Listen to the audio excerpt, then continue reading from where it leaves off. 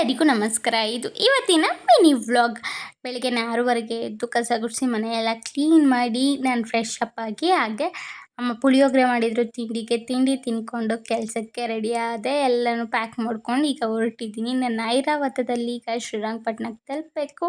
ಶ್ರೀರಂಗಪಟ್ಟಣದಿಂದ K R ಪೇಟೆಗೆ ಬಸ್ಸಲ್ಲಿ ಹೋಗ್ತೀನಿ. ಈಗ ಕೆಲಸದ ಹತ್ರನೂ ತಲುಪಾಯಿತು. 1 ಅವರ್ ಬೇಕು ನನಗೆ ಜರ್ನಿ ಶ್ರೀರಂಗಪಟ್ಟಣದಿಂದ ಕೆ ಆರ್ ಪೇಟೆಗೆ ಹೋಗೋಕ್ಕೆ. ಇದು ಯಾವ ಪ್ಲೇಸ್ ಅಂತ ನಾನು ಇವತ್ತೇ ಹೇಳಲ್ಲ, ನೋಡೋಣ. ನಿಮಗೆ ಗೆಸ್ ಮಾಡಿದ್ರೆ ಕಮೆಂಟಲ್ಲಿ ತಿಳಿಸಿ. ಇಲ್ಲಾಂದರೆ ನಾನೇ ನೆಕ್ಸ್ಟ್ ವಿಡಿಯೋದಲ್ಲಿ ಏನು ಕೆಲಸ ಎಲ್ಲಿ ಕೆಲಸ ಮಾಡ್ತಾಯಿದ್ದೀನಿ ಅಂತ ಹೇಳ್ತೀನಿ. ನೆಕ್ಸ್ಟು ಅಲ್ಲಿಂದ 5 ಗಂಟೆಗೆ ಹೊರಟೆ.